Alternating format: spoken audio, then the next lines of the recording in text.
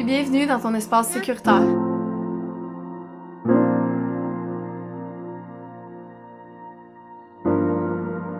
J'ai le secret ultime, c'est le travail sur toi.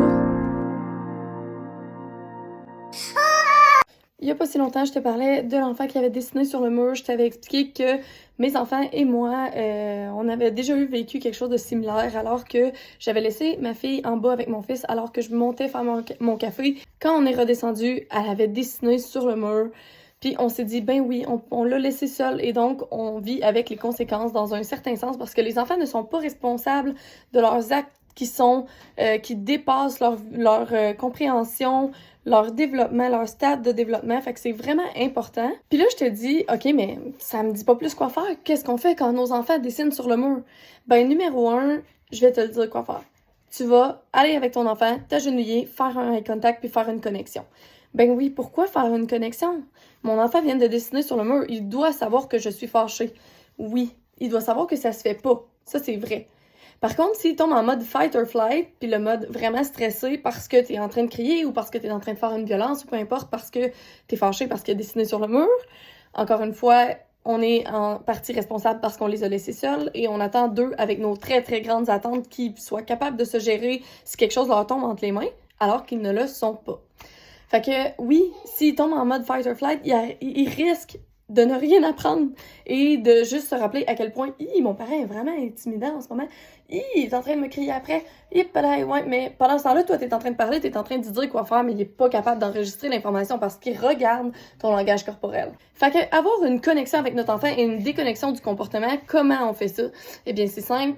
On va s'agenouiller, faire un eye contact, être chaleureux, prendre les mains, regarder et dire « Je n'accepte pas que tu dessines sur le mur. » Les crayons, c'est pour dessiner sur une feuille. Je veux que tu viennes me voir quand t'es pas sûr si t'as besoin de dessiner. Et on trouve une conséquence logique. La conséquence logique, c'est que notre enfant va ramasser son dégât, on va frotter. On peut l'aider s'il est en bas âge, évidemment, parce qu'il ne comprend pas tout à fait qu'il faut qu'il ramasse. Évidemment, comme il ne comprenait pas qu'il ne devait pas écrire sur le mur.